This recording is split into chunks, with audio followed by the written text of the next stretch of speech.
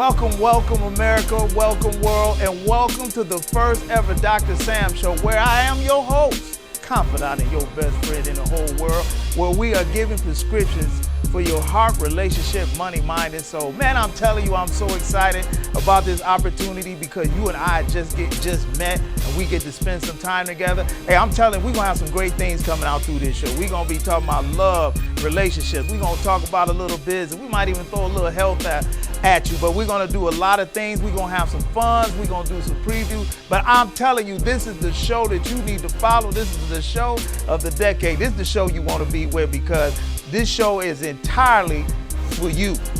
This is why we're here today. We're here for you. I want you to have fun. I want you to feel good. I want you to do what you need to do. Now tune in next. I got a great show coming up. We're talking about corruption in the church. And then later on the show, we talking about relationships. Stay tuned. This is the Dr. Sam Show, featuring your host, Dr. Sam, bringing you prescriptions for your heart, relationships, money, mind, and soul. Now here's Dr. Sam. For those of you tuning in, I am Dr. Sam, and this is the Dr. Sam Show. The reason I'm telling you that because this is our first show, and I'm so excited that you are tuning in. Man, I wish you could have seen what we was talking about backstage. That's where the good stuff is at. But we'll do that down the road on the show of backstage follies and conversations. How about that? Well, I just want to get to the second part of the show and introduce you my next guest. She's one of my favorite people in the world. She's a very calm woman. And we're going to be talking about relationships and how to have a great relationship. I'm going to introduce her, relationship expert, evangelist, miracle worker, and lady to just know everything and everybody. I want to welcome Miss Mary Frost. How you doing, Mary? God bless you, Dr. Sam. Thank you for that introduction. I don't know everybody. I just know one, and that's all I need to know is Jesus. Well, he know everybody. On a personal, so no. God knows everybody. God so knows everybody, but everybody don't know God. Yeah, but I ain't talking about them. I'm talking about who you know. Yes, I know you. All right, before we came up, we was talking about relationships. You know, relationships are very important in today's society. Relationships in everything. Through my radio show and core brand, we are relationship oriented, and where relationships are tied to business, to family, to spouses, you name it, relationships are tied. Well, I want to ask you, and you're speaking in behalf of men. We're going to switch this. You're going to speak for the men. I'm going to speak in behalf of the women. Could you tell us what is the foundation of starting a great relationship? Dr. Sam, the foundation for any relationship to be laid and laid properly, it has got to be laid on the Word of God. You know, of course, we've got to have the fireworks and the sparks, and there's got to be chemistry. But there has to be trust, and there has to be love, and there has to be that bond with God, or it's not going to be built on a right foundation. You know, the Word of God talks about the threefold cord that is not easily broken. And when we put God into the center of everything that we are doing, then we're going to have a strong structure in whatever we're trying to build. Okay, now once we get past that part, what is our own physical labor of building a relationship? What do I need to do first after I've established the spiritual part? Well, my role is to, what can I do for you? How can I add to your life? Am I a plus sign or a deficit sign? And I have got to be a plus sign in your life. I need to be an addition to my partner. I need to be a encourager. I need to be in love, not just with a physical aspect of you, but everything about you. There has got to be that love there. And if I love you, I'm going to place you first. I'm going to put your needs above my needs. And I know in today's society, we're such a self-centered society. Yes. And we have been taught to be so, that people don't look at it that way. But I was listening to a gentleman talking about an intercessor. And he was talking about the life of an intercessor is a life that is given away. And a life of a husband or a wife is essentially the same thing. It is a life that is given to someone else. When we stand at that altar and we take, I was thinking about that this morning, about the marriage vows. About the marriage vow. Okay. Yes, because I'm a minister and I've done many weddings, and to stop and really listen to what men and women are saying to one another. And they're saying, I take you. And so it's I'm taking you, not I just want you physically, but I want to be everything that you need me to be. I take you. I'm responsible for you. I'm going to watch over you. I'm going to protect you. I'm going to pray for you. I'm going to encourage you. That's the roles that I'm taking on when I take you. And so when you take on these roles, or let me speak on behalf of the ladies first. You speaking for the men. One of the things over the years I have done counseling to talk to ladies, and one thing I know the triple A's for them, and just like I said earlier, triple A's for men, the triple A's for women are affection, appreciation, and attention. I had to think about that for a minute. Attention, affection, attention, and appreciation. And when you start from that basic foundation, at least feeding a woman that 1 to 3 minutes a day, all three, or one of the three, or two of the three, you are on the road to starting a foundation that will help empower her, that'll make her happy, and help show her that you're her priority. So, in behalf of the ladies, I'm saying to men, if you want to start building a wonderful foundation of a happy relationship with a woman, outside of God, you need to make her your number one priority. And what that says for a man, if he's making her number one priority, he'll start figuring out how to put everything else together. And then, stuff like learning her love language, whether it's acts of service, whether it's giving a gift, whether it's touch or words of affirmation.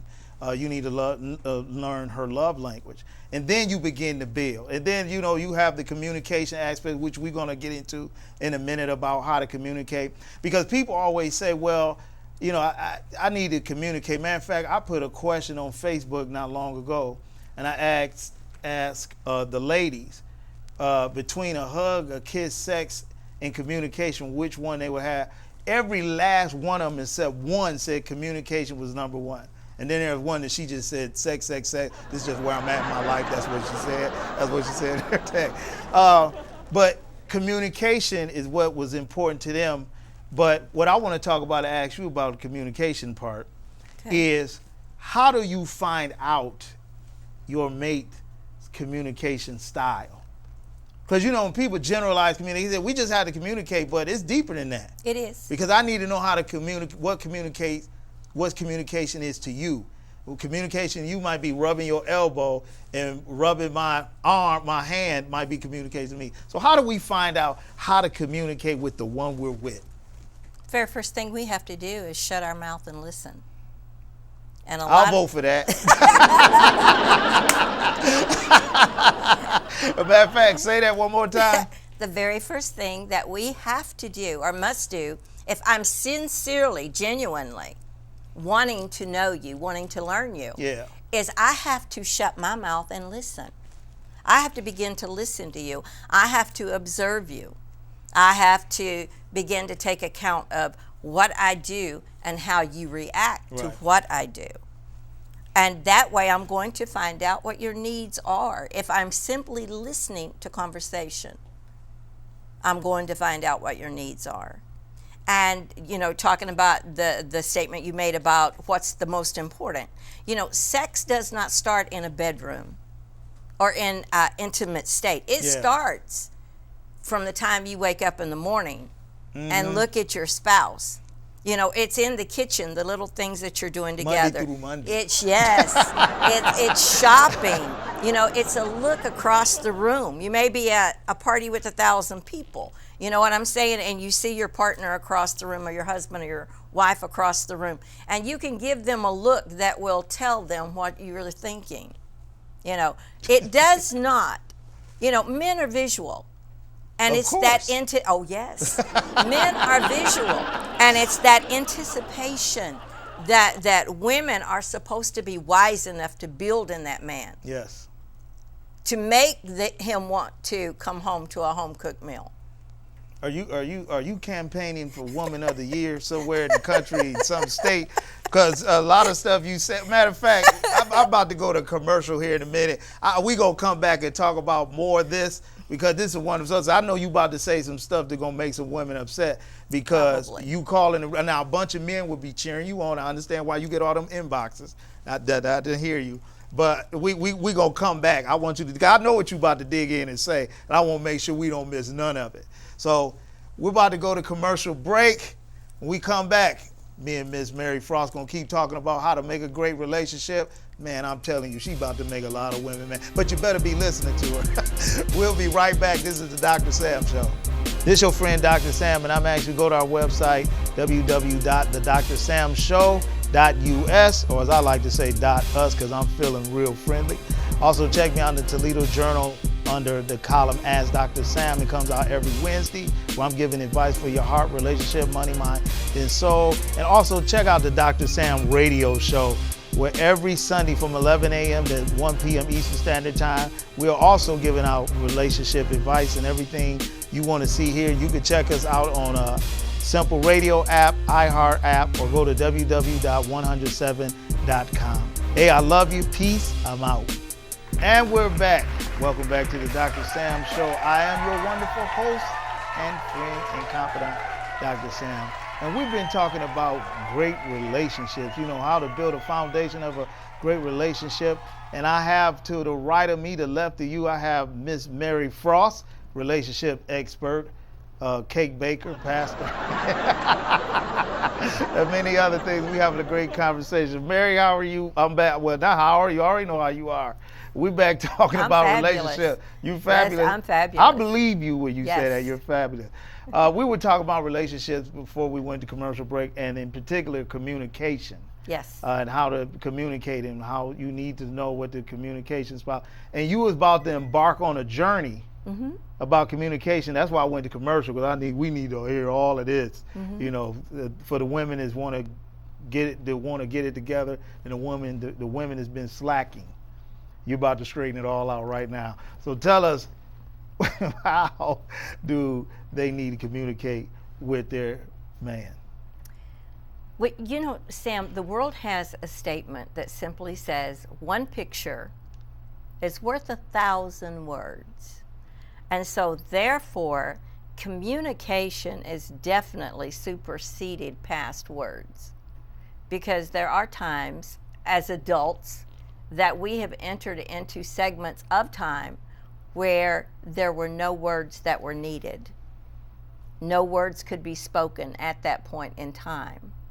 And those are moments of communication that need to be held between a man and his wife, his woman. His woman. His woman. His woman. Yes. But if she is that wife, she is that woman in every sense of the word. In counseling my ladies, I tell them it's not just a male of the species that you are looking for. There are many males out there. Lots of But males. a husband is a rare commodity. A husband is almost an extinct creature today. There are many good men, but it seems like all of them are taken. Now, is it the husbands that are extinct, or the good women That are far wives, between? it's the same for both segments. This is why I try to teach it. Like I said, speaking to my ladies, I let them know it's not just a male of the species that you're looking for. And speaking to men, I tell them it's not just a female that you are looking for, because there are many females on the planet. Right. But unfortunately, there are very few wives in that great number. And a wife is one, again, as we were saying in the first segment of this program, that when I say I take you, that's exactly what I'm saying. Yeah. Exactly. I am taking you to be everything that you need me to be, to fulfill everything that I can fulfill as much as what I possibly can, to be to you everything that you need. again, thinking this morning, I was thinking about Esther as I was preparing myself to come down here today. And they brought all these beautiful virgins in for King Ahasuerus to choose from. All of these hundreds, I'm sure, maybe thousands of young women that were brought in for him to choose through. And they were all given the same things to get themselves ready and prepared for. We all have the same equipment to get ourselves ready and prepared for, to meet that man.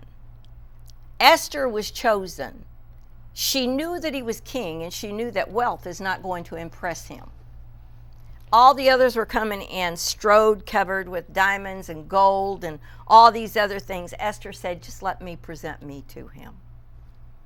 And that's what we need to know, is to let that man see who I am. Because I don't want to be a woman that needs a man. I want that man to know that he cannot make it without me. I have got to be that woman that is going to fulfill everything. And I was saying to you that men are visual. You know, and so many women, they get a hold of a good man, and then they start just letting themselves go. They're not keeping up with conversation. They're not keeping up with communication. That's almost an abomination. It is an abomination, you know, because this is not the way that God intended it to be. Right. When he brought Eve to Adam, she was a completion. She was a completion. Yeah. You know, and I know a lot of people don't like to hear those things, you know, and I've heard women say, well, I don't need a man to complete me. Well, that's why I told you we went to commercial break and brought you back. Well, I knew you was going to keep going. I'm listening. You know, I'm listening. We do need a man to complete us. You know, when my son was getting married and he came to me and told me, Mom, I'm going to marry this young lady. I'm getting ready to propose to her. And I looked at him and I said, do you understand the position that you are taking on? And he looked at me and he said, I think so. I said, then tell me what it is that you're getting ready to do. What is the role that you're getting ready to step into? And his answer was? Incomplete. So I began to tell him. And as I began to tell him, and I began to take him to the foundation of the Word of God, and begin to show him the position that he is getting ready, the job application that he is getting ready to be assigned to, and the things, everything that is assigned to that position. It opened his eyes to the position, and he was still ready and willing to take on that position. Basically, after he got done talking to you, that was the proof that he was ready, because you ready to act, and he survived. Yes, he did survive.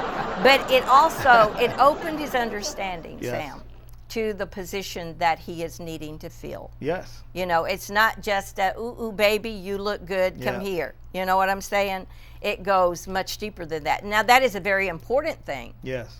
And that's another thing that women do. Women want to use sex to get that man and hold that man until they get that man. But then after they get that man, it's like they're going to use the sex part of it as a tool now. Well, and most people use the three category, the three herbs. I refer to them, physical, natural herbs in relationships. Okay. If society normally does it, they have sex. They get in each other's mind and play games or dialogue, and then the emotions get attached. And it's supposed to be intellect, emotions, and then sex. Because intellectually, I need to get to know you. I need to know what you made and who you are before I can get attached to you that quick. So when you give up sex first, especially ladies, they give up sex first. They get emotionally attached. Now they have intellectual requirements of this man. Well, he should be around her. Why did he leave? And if they get pregnant, why didn't he stay? What made him go? Because I always tell him, when you met him, he was a bum, and just another year ago, he was still a bum. But your job or your great responsibility, I always tell women this: you have all the power. Outside of ridiculous thing, most men can't get away with anything unless she says yay or nay. It's just that simple. And I've heard ladies tell me, well, he manipulated me, or he did that. He can't even manipulate you unless you give him permission. because we're at the less or the submission position when it comes to women. We're the chasers. And when we chase you, you either gonna let us catch you or you don't. It's just that simple. You getting a lot of inboxes, wedding invitations. Have you married any of them yet? But they keep coming, right? It's all in your hands. It could be a million of them to come. But if you don't say yes, it's nothing they can do about it. Ladies have all the power, and that's a good thing. Well, that gets to the place to where you're stepping actually into another subject there, because I just people went are on the edge. desperate. Yeah. People get desperate, and never allow yourself to be desperate. Yeah.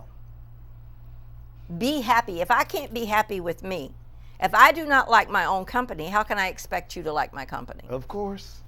If I don't like me, how can I expect you to? Of course. If I am not happy with me, what makes me think that you will be happy with me? I even raise my hand and say amen on this one. I'm serious. Yes, and that's the truth. It is. It's the truth. And so, in building a great relationship, we just tap the surface, really. Indeed. Just really tap like a one raindrop. Talk about the surface. Both of us would agree that it all starts from the individual. It starts from God and starts from the individual. If you're not in a position to deal with anybody else or deal with yourself, you can't really do anything for anybody else. And if you're not in it for marriage, don't get in it. Don't get in it. Don't get in it. Y'all heard it. Could you say that right to that camera with the light on and say right there, if you're not? If you are not in it for marriage, don't get in it. That was Mary Frost. I'm going in our interview. This is wonderful. I appreciate you so much. I'm gonna have to bring you back. We have so much to talk about. My pleasure. In this relationship thing. This is the first show I wanted to stir the cup. And you stirred it up enough, and that's turning into a good round of coffee. Well, for those of you that have been watching the show, I appreciate you for being here. I love you, and tune in and check out everything we're doing.